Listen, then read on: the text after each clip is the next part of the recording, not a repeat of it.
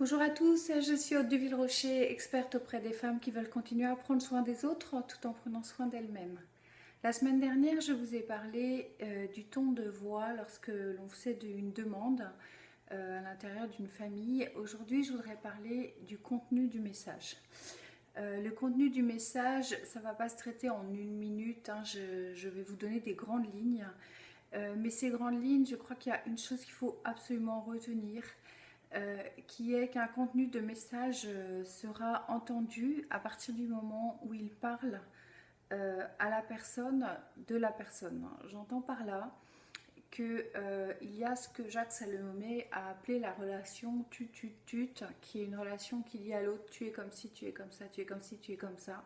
Donc dans la lignée de Jacques Salomé, de la communication non violente, je voudrais juste revenir sur quelque chose d'essentiel qui est que en tant que parent, vous ne serez entendu de votre enfant, en tant qu'adulte, de vos proches, de vos conjoints, que si, vous ne serez pas entendu qu'à ce prix-là, mais en cas de complexité dans la relation, la garantie d'être entendu et de parler de vous et de ce que vous ressentez. Pourquoi? Parce que on ne peut pas vous reprocher ce que vous ressentez. On peut ne pas ressentir la même chose, mais la part de l'autre dans la relation est obligée d'admettre. Voilà, tu ressens ça. Je suis d'accord, je ne suis pas d'accord. Je suis peut-être agacée que tu le ressentes, mais là, lorsque vous dites j'aimerais que, je ressens que, vous êtes dans une stabilité, dans une vérité, dans votre proximité, et c'est à ce moment-là que vous parlez un vrai qui peut être entendu par l'autre. J'accentue énormément l'accent parce que je crois, notamment je pense aux relations avec des adolescents qui sont en difficulté, en conflit. C'est le seul moyen vraiment efficace de ne pas entrer dans une surenchère dans la façon dont des demandes sont faites. Et en fait, le problème, c'est que quand il y a surenchère, quand il y a un énervement réciproque, il n'y a pas de dialogue. Donc à partir du moment où votre enfant, vous lui apprenez à dire non pas est-ce que tu vas m'autoriser à faire ça, mais j'aurais envie moi d'aller voir telle personne tel jour, ça me ferait plaisir d'aller au cinéma. Vous lui apprenez à le dire d'une manière moins agressive pour vous.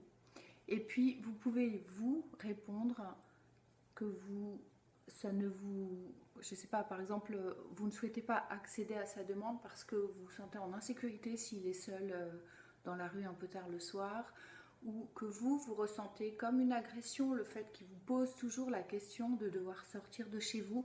Enfin, il y a évidemment mille manières de décliner tout ça, mille situations. Mais vraiment, je crois que ce qu'il faut retenir dans la relation conflictuelle, c'est que pour la faire descendre d'un cran, il faut pouvoir parler de vous-même.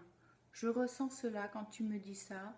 J'aimerais que, j'aimerais que tu fasses ça. Justement, c'est un piège parce que c'est j'aimerais, mais c'est tu dois faire ça. Je me sens inquiète pour toi lorsque tu portes des vêtements si courts. C'est un sujet qui peut concerner les jeunes filles, par exemple. Ou bien je me sens agressée lorsque tu quittes la table avant la fin du repas. Bien sûr, hors contexte, cela peut vous paraître un peu trop facile à mettre en place.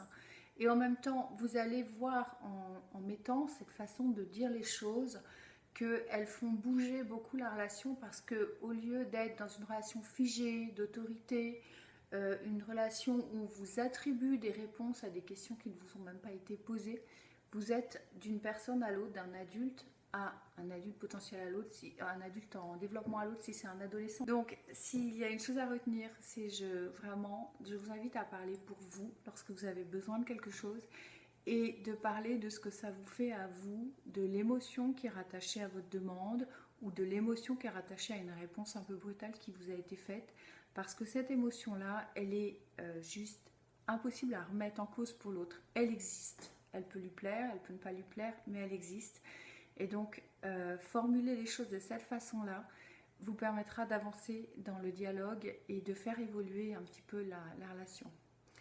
Voilà, c'est un aperçu de quelque chose de beaucoup plus complexe, mais je vous invite à l'utiliser, à aller plus loin si vous voulez sur ces sujets-là, et puis à vous retrouver éventuellement sur la page www.soignantdanslemonde.com, le site sur lequel vous retrouverez d'autres vidéos sur des sujets de développement personnel et d'éducation. Je vous dis à très bientôt. Au revoir.